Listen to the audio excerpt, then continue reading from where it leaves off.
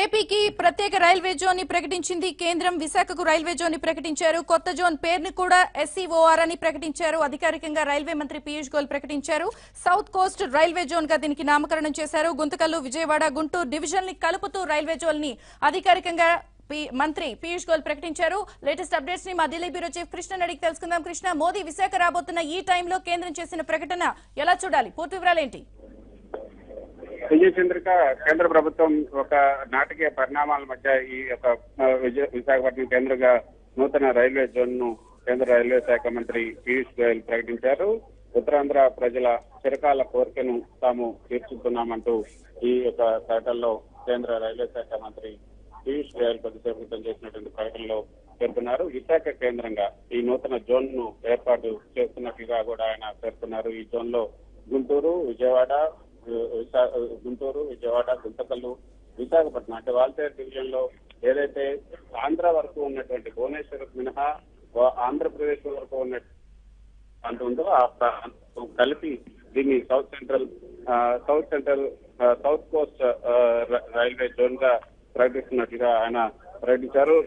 విజయచంద్రగా మనం చూడొచ్చు, విశాఖ కేంద్రంగా నూతన జోన్ ఏర్పాటు చేయాలని వారం క్రితం బీజేపీ నేతలు ఇక్కడికి వచ్చి మంత్రిని కోరారు. సాధ్యాసాధ్యాలను కూడా పరిశీలించి టాస్క్ ఫోర్స్ ఇచ్చిన నివేదికను పరిశీలనలోకి తీసుకుని నూతన రైల్వే జోన్ ను కేంద్ర రైల్వే శాఖ మంత్రి పీయూష్ గోయల్ ఈ రోజు ప్రకటించారు. మార్చి 1న విశాఖపట్నానికి ప్రధాని పర్యటనకు 2 రోజుల ముందుగానే ఈ నూతన రైల్వే జోన్ ఏర్పాటుపై కేంద్రం నిర్ణయం తీసుకోవడం గమనార్హం. జోన్ ఏర్పాటుపై ఈ రోజు నిర్ణయం తీసుకున్నాం, కానీ ఎప్పటి నుంచి అమల్లోకి వస్తుంది, దీనికి సంబంధించినటువంటి నోటిఫికేషన్ ఏమైనా విడుదల చేస్తారా, దీని యొక్క గైడ్ లైన్స్ ఏంటి అనే దానిపై విలేకరులు అడిగిన ప్రశ్నకు ఆయన ఏమాత్రం కూడా సమాధానం చెప్పకుండా ఒక ప్రెస్ నోట్ మాత్రమే ఆయన ఇచ్చి చదివి వెళ్ళిపోయారు. అది ఈ ఇది కూడా చూసుకుంటే ఐటమ్ 8 ఈ యొక్క విభజన చట్టంలో ఉన్నటువంటి item number 8 of schedule 13 of reorganisation act 2014 reorganisation act లో ఇండియన్ రైల్వేకి సంబంధించి ఏదైతే ఉందో ఈ యొక్క రైల్వే జోన్ ఏర్పాటును పరిశీలించాలని కూడా కోరారు. కాబట్టి ఇప్పుడు ఈ యొక్క సాధ్యాసాధ్యాలను టాస్క్ ఫోర్స్ ఇచ్చినటువంటి నివేదికను పరిశీలించిన తర్వాత సాధ్యాసాధ్యాలను పరిశీలించి ఈ మేరకు నిర్ణయం తీసుకున్నాం. విజయవాడ, అదేవిధంగా విజయవాడ డివిజన్, గుంతకల్లు, గుంటూరు, విశాఖపట్నంలోని వాల్తేరు డివిజన్ లో కొంత భాగాన్ని రాయగడ వరకు కూడా ఉన్నటువంటి head quarter rate Rayagada under east Coast railway ఏదైతే ఉందో దాన్ని కొంత భాగాన్ని చీల్చి south central railway south Coast central గా దీన్ని ఏర్పాటు చేస్తున్నట్లుగా కేంద్ర రైల్వే శాఖ మంత్రి పీయూష్ గోయల్ ప్రకటించారు. ఇది నాటకీయ పరిణామాల మధ్య జరిగిందిగా మనం చూసుకోవచ్చు. చంద్రిక, వారం రోజుల క్రితమే బీజేపీ రాష్ట్ర అధ్యక్షుడు కన్నా లక్ష్మీనారాయణతో పాటు బీజేపీ రాష్ట్రానికి సంబంధించినటువంటి బీజేపీ కృష్ణ, ఎన్నికలకి టైం దగ్గరికి వచ్చేసింది. ఇంకా 2 రోజుల్లో మోదీ ఏపీ రాబోతున్నారు విశాఖకి. ఇలాంటి టైంలో ఇంత సడన్ గా ప్రకటించడాన్ని ఎలా చూడాలి, ఏమంటున్నారు? ఖచ్చితంగా చంద్రగా దీన్ని ఒక ఎన్నికల స్టంట్ గానే చూడాలని చెప్పొచ్చు. ఎందుకంటే ఇప్పుడు దీన్ని ఒక నిర్దిష్టమైనటువంటి ప్రణాళిక ఏం లేకుండా కేవలం పత్రికా ప్రకటన ద్వారానే దీన్ని ప్రకటించడాన్ని మనం ఇప్పుడు చూస్తే ఇప్పుడు ఎందుకు ఈ విధంగా చేశారన్నది కూడా మనకు అందరికీ కూడా అర్థమవుతుంది. మార్చి 1వ తేదీన ప్రధాని మోదీ అక్కడికి రాబోతున్నారు. ప్రధాని మోదీ అక్కడికి వస్తున్నటువంటి సందర్భంగా ఏదైనా ప్రకటన చేయాలి అంటూ ఏపీకి సంబంధించిన బీజేపీ నేతలతో కూడా పట్టుబడ్డారు. గతంలో ఎన్నిసార్లు ఈ విధంగా కోరినప్పటికీ కూడా ఇది రైల్వే జోన్ అన్నది సాధ్యం కాదు. ఇప్పటి వరకు కూడా మీరు చూసుకుంటే ఏ ఒక్క రాష్ట్రానికి కూడా సంబంధించి ఒక జోన్ అంటూ లేదు. 2-3 రాష్ట్రాలు కలిపి జోన్ ఏర్పాటు చేశారు, కానీ జోన్ అంటూ ఒక ప్రత్యేకంగా ఒక రాష్ట్రానికి అంటూ ఒక ప్రత్యేకంగా జోన్ అంటూ లేదు. కాబట్టి కృష్ణ, ఇప్పటికే చాలా సార్లు అనేక సార్లు బీజేపీ ఇప్పటికే ఏపీకి చాలా ఇచ్చామని అంటూనే ఉన్నారు. ఒక పక్కన ఉత్తరాంధ్ర వాసుల చిరకాల కోరిక అని చెప్పి ఎప్పటి నుంచో ఉంది, ఒక సెంటిమెంట్ గా భావిస్తున్నారు ప్రజలంతా. ఇలాంటి టైంలో ఎన్నో సార్లు ప్రకటనకి సంబంధించి గుచ్చి అడిగినా కూడా పరిశీలిస్తున్నామని ఒకసారి, సాధ్యం కాదని ఒకసారి, చాలా చేశామని ఒకసారి అంటూనే ఉన్నా కూడా ఇంత సడన్ గా పూర్తి డీటెయిల్స్ ఏమీ చెప్పకుండా జస్ట్ ఒక మాటలో అధికారికంగా రైల్వే జోన్ ప్రకటిస్తున్నామని మంత్రి పీయూష్ గోయల్ అనడాన్ని ఎలా చూడాలి? బీజేపీ ఏం చెప్తోంది? దీనికి సంబంధించి అయితే ఇది ఒక ఎన్నికల స్టంట్ గానే మనం చూడాల్సి ఉంటుంది ఈ చంద్రిక. ఎందుకంటే ఒక పక్కా ప్రణాళికతో ఈ యొక్క రైల్వే జోన్ ఏర్పాటు చేయాలన్న చిత్తశుద్ధి కనుక కేంద్ర ప్రభుత్వానికి ఉంటే ఇంతకు ముందే దీన్ని ఏర్పాటు చేసి ఉండేది. ఒకవేళ ఇప్పుడు కూడా దీన్ని ఏర్పాటు చేయాలని ప్రకటించినప్పటికీ కూడా దానికి సంబంధించినటువంటి ఒక కార్యాచరణ ప్రణాళిక, అంటే దీనికి సంబంధించి కేంద్ర ప్రభుత్వం ఒక నోటిఫికేషన్ విడుదల చేయాల్సి ఉంటుంది. రైల్వే శాఖ కూడా ఒక నోటిఫికేషన్ విడుదల చేయాలి. ఆ నోటిఫికేషన్ కి ఎప్పటిలోగా విడుదల చేయాలి అన్నది కూడా ఒక టైం ఫ్రేమ్ కూడా ఉంటుంది. ఆ టైం ఫ్రేమ్ ఏమి కూడా చెప్పకుండా ఇప్పుడు కేవలం మేము జోన్ ని ఏర్పాటు చేస్తున్నాం, ఈ యొక్క విభజన చట్టంలో పేర్కొన్న విధంగా మేము ఈ రైల్వే జోన్ ఏర్పాటు చేస్తున్నాం. విశాఖ కేంద్రంగా, అదేవిధంగా ఈ యొక్క 4 ఏదైతే గుంతకల్లు, గుంటూరు, విజయవాడ, వాల్తేరు డివిజన్ లో ఉన్నటువంటి కొత్త భాగం, అంటే భువనేశ్వర్, ఒరిస్సాలో ఉన్నటువంటి ఒరిస్సా భాగం మాత్రం ఒరిస్సాకి ఇస్తూ యువతల ఉన్నటువంటి భాగం ఏదైతే ఉందో ఆంధ్రాలో ఉందో ఆ భాగాన్ని మాత్రం ఈ యొక్క సౌత్ కోస్ట్ రైల్వే జోన్ లో కలుపుతూ నిర్ణయం తీసుకున్నామని ఒక ప్రకటన మాత్రమే ఉంది తప్పితే ఇందులో ఎటువంటి technicalities. Right Krishna, right thank you వివరాలు అందించినందుకు. మార్చి 1న మోదీ విశాఖలో అడుగు పెడుతున్న వేళ ఆంధ్రప్రదేశ్ కు కేంద్రం కొత్త రైల్వే జోన్ ను ప్రకటించింది. విశాఖ రైల్వే జోన్ అనే పేరు కాకుండా సౌత్ కోస్ట్ రైల్వే జోన్ గా పేరు పెట్టారు. వాల్తేరు కొంత భాగాన్ని, విజయవాడ, గుంటూరు, గుంతకల్లు డివిజన్లను ఈ జోన్ లో కలుపుతారని కేంద్ర మంత్రి పీయూష్ గోయల్ అధికారికంగా ప్రకటించారు.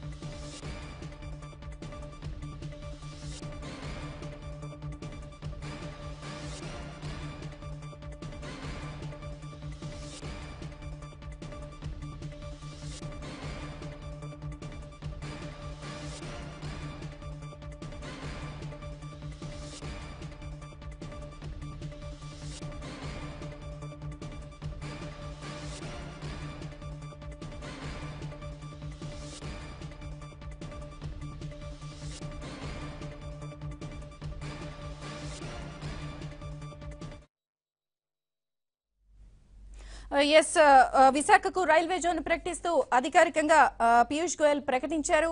ఉన్న ఫలానా విశాఖకి 2 రోజుల్లో ప్రధాని మోదీ టూర్ పర్యటన ఉంది అనగా కూడా ఒక్కసారిగా ఏపీకి రైల్వే జోన్ ప్రకటించారు. సో దీన్ని ఎలా చూడాలి ఏంటి అని చెప్పి మనతో పాటు మాట్లాడడానికి సేమ్ గెస్టులు మనతో పాటు చర్చలో కొనసాగుతారు. సో వర్లరామయ్య గారు, ముందుగా మీరు చెప్పండి, ఏం చెప్తారు? కేవలం ఇంకొక 2 రోజుల్లో మోదీ ఏపీకి వస్తున్నారు, వైజాగ్ పర్యటన ఉంది. ఇలాంటి టైంలో ఉన్న ఫలానా సడన్ గా పీయూష్ గోయల్ ప్రెస్ మీట్ పెట్టారు. రైల్వే జోన్ ప్రకటిస్తున్నాము, ఏపీకి ఎప్పుడో నుంచి ఉన్నదాన్ని మేము చేస్తామన్నదాన్ని చెప్పేశామని చెప్పి అనౌన్స్ చేసేశారు. ప్రత్యేకించి సౌత్ కోస్ట్ రైల్వే జోన్ గా పేరు కూడా పెట్టారు.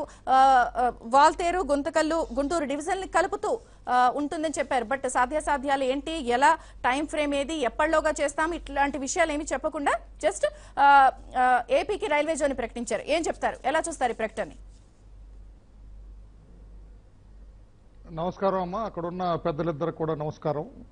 ఇది తీవ్రమైన ప్రజా వ్యతిరేకత ఉన్నది సెంట్రల్ గవర్నమెంట్ మీద, ప్రధాని నరేంద్ర మోడీ మీద అనేది అర్థమైంది. అది తీవ్రమైన ప్రజా వ్యతిరేకత తగ్గించుకోవటం కోసం రేపు 1 తారీఖున విశాఖ విజిట్ చేస్తున్న ప్రధానమంత్రికి ఎటువంటి విపత్కర పరిస్థితులు, వ్యతిరేక పరిస్థితులు వస్తాయో వాటిని కొంతైనా తగ్గించుకోవటం కోసం ఈ రైల్వే జోన్ ప్రకటన జరిగింది.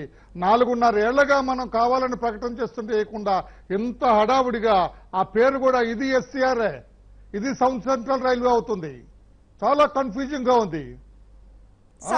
రైల్వే అంటారా, ఏమంటారు ఈ పేరు? సౌత్ కోస్ట్ రైల్వే అని చెప్తున్నారు.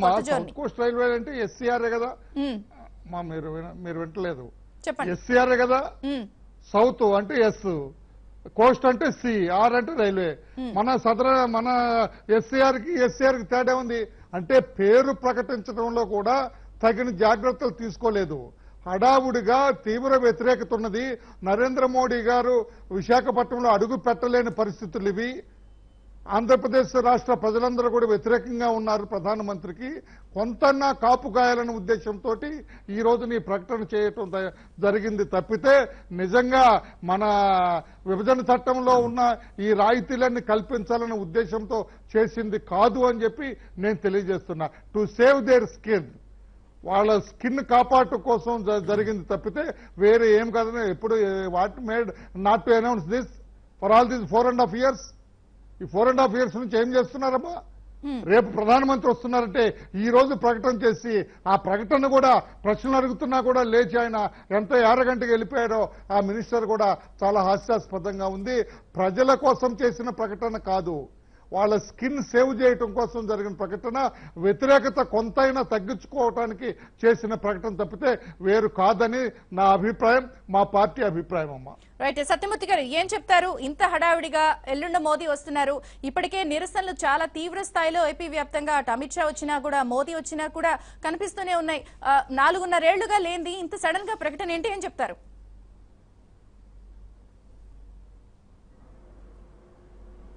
ఇప్పుడు ఈ నిరసనగా అని ఏదో ఇందాక చెబుతున్నారు పెద్దలు వరలరామయ్య గారు, వారికి పెద్దలు గౌరవిస్తూనే వారు మాట్లాడింది ఏమాత్రం కూడా కరెక్ట్ కాదండి.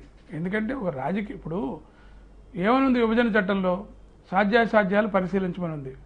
దానికి మీద పెట్టినటువంటి కమిటీ దానికి నెగిటివ్గా ఇచ్చింది. అయినా కూడా సరే మేము ఇస్తామని చెప్పి 4 ఏళ్లుగా చెప్తూనే ఉన్నాం. దానిని ఏదైనా 10 సంవత్సరాలలోపు చేయాలని చెప్పి విభజన చట్టంలో ఉంది.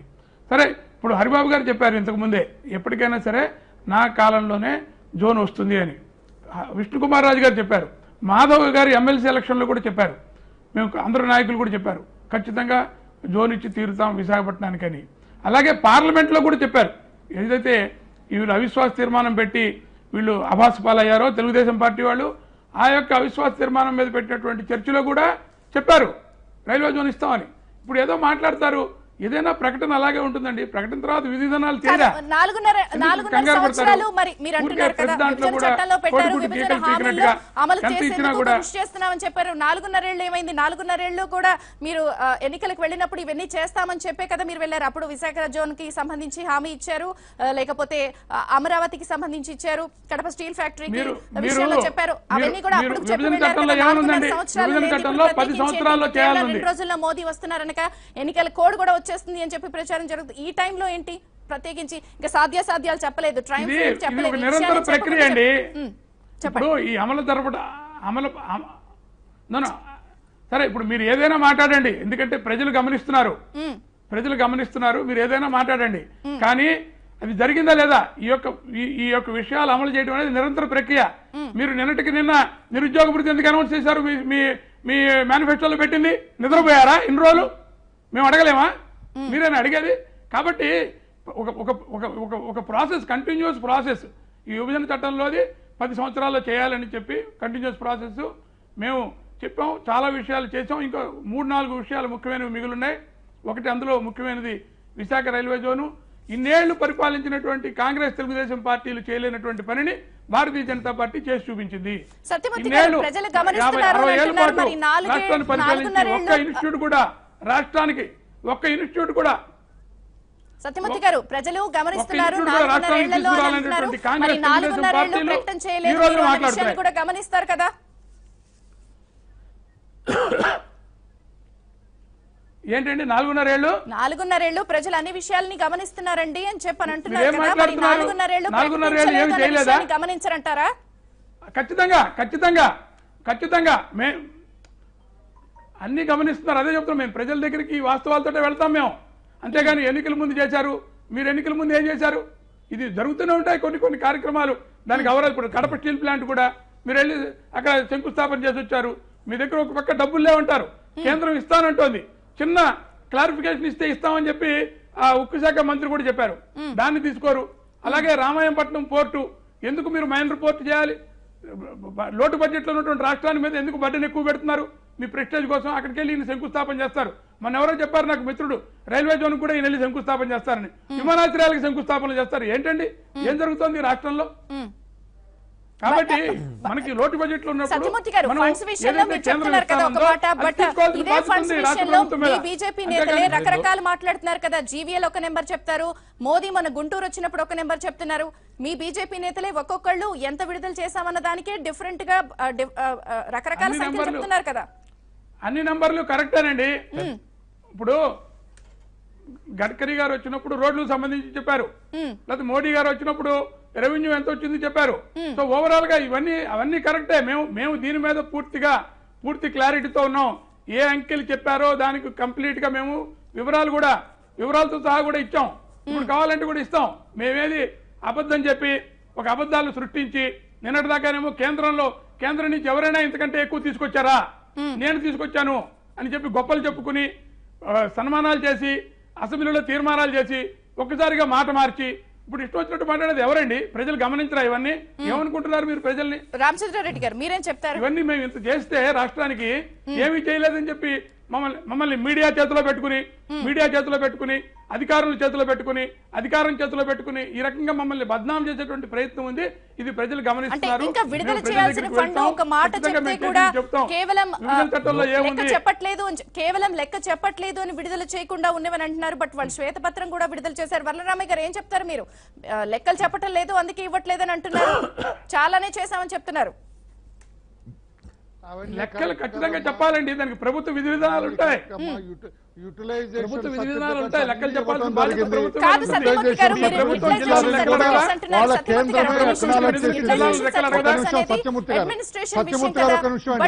యూటిలైజేషన్ సర్టిఫికెట్స్ ఈచ్ అండ్ ఎవరి వర్క్ కి మేము ఇవ్వటం జరిగింది. ఈఓస్ ఇచ్చినట్టుగా కూడా వాళ్ళు క్లియర్ గా వాళ్ళు ఎక్నాలజ్ చేశారు. లేకుండా తొండి వాదన చేస్తూ ఉన్నారమ్మా. ఇది కరెక్ట్ కాదు. ఈ రోజు కూడా రైల్వే జోన్ ప్రకటన వాళ్ళ స్కిన్ సేవ్ చేసుకోవటం కోసం, ప్రధానమంత్రి ఆంధ్రప్రదేశ్ లో అడుగుపెట్టడానికి మార్గాన్ని కొంచెం సుగమం చేసుకోవటం కోసం తప్పితే తెలుగు ప్రజల మీద ప్రేమ ఉండి కాదు అని చెప్పి కూడా సుస్పష్టంగా తెలియజేస్తున్నామమ్మా. మీరేం చెప్తారు? ఇంత సడన్ గా ఉన్న ఫలానా ఏ విషయాలు లేవు, కార్యాచరణ ఏంటి అని చెప్పలేదు. ఎప్పటిలోగా చేస్తున్నాము, లేకపోతే ఎలా కనెక్ట్ చేస్తున్నాము, ఏంటి ఏ విషయాలు చెప్పండి. ఒక నిమిషం మీకు ఛాన్స్ ఇస్తాను. ఒకసారి మనం కాంగ్రెస్ వాయిస్ కూడా తీసుకుందాం. ఏం చెప్తారు? ఏ విషయాలు చెప్పలేదు.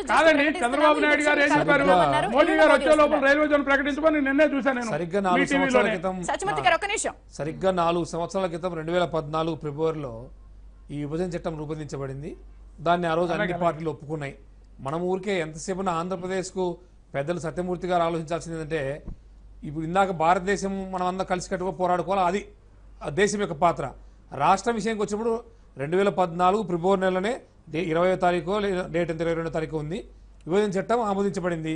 పార్లమెంట్లో అన్ని పార్టీలు ఉన్నాయి, సీట్లు మారినాయి. అధికారంలో ప్రతిపక్షం వచ్చి అధికారంలో రివర్స్ అయింది అంతే. అందరూ ఎంపీలు దాదాపుగా రాజ్యసభలో ఉన్న వాళ్ళు కానీ పార్లమెంట్లో దాదాపు 70-80% సేమ్ ఉన్నారు. అలాంటి సభలో అందరం ఒప్పుకున్నాం కాబట్టి దాన్ని చేయాల్సిన బాధ్యత ఉంది. మొదటి బాధ్యత ప్రత్యేక హోదా ఇవ్వాలి. తర్వాత విభజన చట్టంలో ఉన్న ప్రతి అంశాన్ని అమలు చేయాలి. సత్యమూర్తి గారు చాలా సందర్భాల్లో ఏబిఎన్లో కానీ మిగతా స్టూడియోలు కానీ చాలా చక్కగా మాట్లాడతారు. ఆయన ఏమంటారు? విభజన చట్టమే లోపభూయిష్టం అంటారు. విభజన చట్టం లోపభూయిష్టమైతే విభజన చట్టంలో ఉన్న ఒక పాయింట్ను ఎన్నికల అంశంగా ఎందుకు మార్చుకున్నారు? ప్రజలందరూ ఎందుకు కోరుకుంటున్నారు? 5 కోట్ల ఆంధ్రులు ఏం కోరుకుంటున్నారంటే ప్రత్యేక హోదా మా హక్కు. ఏ విధంగా హక్కు అంటే, రాష్ట్ర విభజన సమయంలో పెద్దోడికి ఇల్లు అంటే రాజధాని వచ్చింది, చిన్నోడికి రాజధాని లేదు. మీరు ఆంధ్రప్రదేశ్ కింద లోటు బడ్జెట్ అన్నారు. ఆ లోటు బడ్జెట్ పూర్తి చేసిన బాధ్యత కేంద్రాన్ని కదా. రాష్ట్రం ఎందుకో శంకుస్థాపన కరెక్టే, రాష్ట్రం చేయకూడదు. కడప స్టీల్ ప్లాంట్ చేయకూడదు, నెల్లూరులో చేయకూడదు, 2 చోట్ల చేయకూడదు. చంద్రబాబు చేశారు. ఆయన ఎందుకు చేసిన తర్వాత మాట్లాడదాం. కానీ లోటు బడ్జెట్ ఉన్న వ్యక్తులు మీరు ఎందుకు చేశారని అడుగుతున్నారు. కరెక్ట్, చాలా చక్కగా మాట్లాడారు. లోటు బడ్జెట్ ఎందుకు వచ్చింది? రాష్ట్ర విభజన సమయంలో వచ్చింది. అది ఎవరు భర్తీ చేయాలి? కేంద్ర ప్రభుత్వం పెద్దన్న పాత్రలో కేంద్ర ప్రభుత్వం భర్తీ చేయాలి. మనం ఎందుకు చేయలేకపోయాం? మనం ఎప్పుడు కూడా ఈ తెలుగు ఛానల్ కాబట్టి మనం అందరం ఆలోచించాల్సింది, విభజన చట్టము ఆంధ్రప్రదేశ్కు ఒక బైబిలు, ఒక ఖురాను, ఒక Bhagavad Gita, it's a great Bhagavad Gita.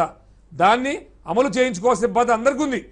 రాజకీయాలు ముఖ్యంగా అది ఇక్కడ అమలు చేసుకుంటే ఏదైనా 13 జిల్లాల్లో ఉత్తరాంధ్ర వెనకబడింది, రాయలసీమ వెనకబడింది, ప్రకాశం కూడా వెనకబడ్డ జిల్లాలు చేర్చాలి. ఎందుకంటే 70-80% కరువుతో అల్లాడిపోతుంది.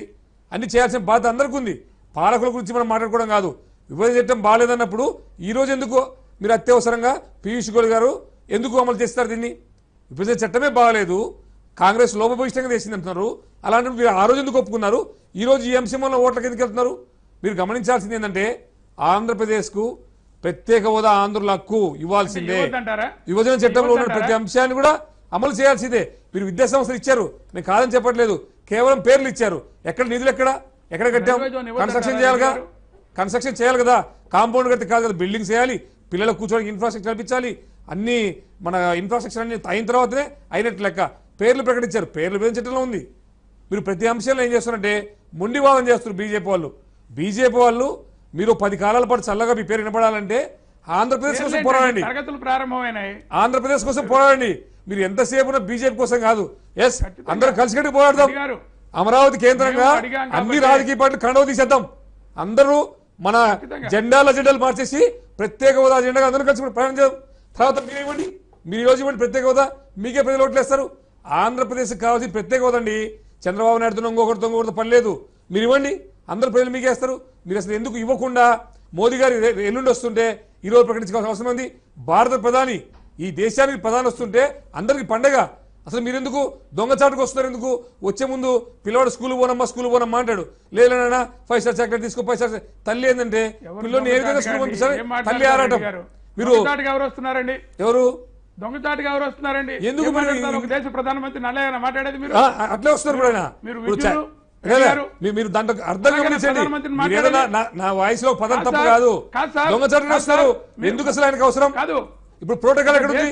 ప్రోటోకాల్ ఎక్కడ? ముఖ్యమంత్రి పోవాలా, రిసీవ్ చేసుకోవాలా, గవర్నర్ పోవాలా, అందరూ పోవాలా? ఇదేనా విజ్ఞత మీది? నేను కట్టుబడి ఉన్నా, నా మాట కట్టుబడున్నానండి. ప్రోటోకాల్ ఎక్కడ? ప్రోటోకాల్ ఎక్కడ? ప్రోటోకాల్ ఎక్కడ ఉంది? ముఖ్యమంత్రి పోవాలా, గవర్నర్ పోవాలా, ప్రతిపక్షాలు అందరూ పోవాలా? ఒక పండగలా చేసుకోవాల్సిన వాతావరణాన్ని మీరెందుకు భయపడుతున్నారు? పండగ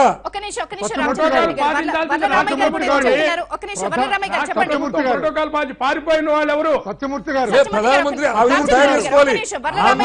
ఆంధ్ర కాపాడకుండా వస్తే ఎట్లుంటదండి? సత్యమూర్తి గారు, ప్రధానమంత్రి మీకన్నా ఎక్కువ రెస్పెక్ట్ ఉంది, మీకంటే కూడా ఎక్కువ రెస్పెక్ట్ ఉంది.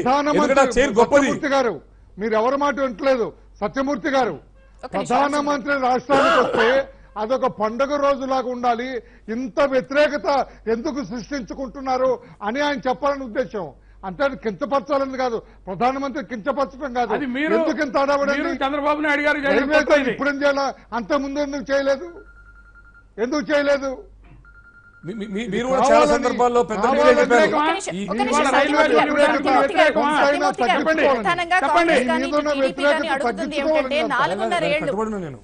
రైట్. సత్యమూర్తి గారు, ఇద్దరు కూడా టీడీపీ కానీ కాంగ్రెస్ కానీ చెప్తుంది ఏంటంటే 4.5 ఏళ్లు సమయం, ఇంత సమయం గడిచిపోయింది. ఇప్పుడు ఇలాంటి టైంలో గతంలో శంకుస్థాపన జరిగినప్పుడు వచ్చారు, మన గుంటూరు వచ్చారు, ఈ 2 సార్లు కూడా అనేక సార్లు బీజేపీ నేతలు కూడా పర్యటించారు. సత్యమూర్తి గారు, మేమేం ప్రధాని కించపరచాలని ఉద్దేశం లేదు. ప్రత్యేక హోదా అనౌన్స్ చేయమండి, పాలాభిషేకం చేస్తాం. నేను కాంగ్రెస్ కార్యకర్తగా పాలాభిషేకం చేస్తామండి. నేను రాజకీయాల గురించి మాట్లాడలే. అమరావతి కేంద్రంగా వరరామయ్య గారు, మీరు, నేను అందరం కలిసి కూడా మన కండవలు తీసేద్దాం. పార్టీలు వద్దు మనకు. కేవలం ఆంధ్రప్రదేశ్ ప్రత్యేక హోదా కావాలి. ఒక అఖిల సంఘం, అసలు పార్టీ వద్దు, మీరు లీడ్ తీసుకోండి. సత్యమూర్తి గారు అఖిలపక్షం పెద్దగా ఉండండి. ప్రధానమంత్రి గారు రిక్వెస్ట్ చేద్దాం. అసలు ఏదైతే రైల్వే శాఖ మంత్రి గారు ఆ నోటితో రైల్వే ప్రకటించారు, సంతోషమే. ప్రత్యేక హోదా ప్రకటించమను పాదాబంధం చేస్తాం. ప్రధానమంత్రి గారి కాళ్ళు కడిగి ఆయన పాదాబంధం చేద్దాం. పెద్దలు, మనకన్నా ఏజ్ లో పెద్దవాడు.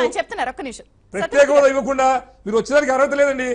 ప్రత్యేక హోదా ఇవ్వకుండా ఆంధ్రప్రదేశ్ కు గౌరవ ప్రధానమంత్రి గారు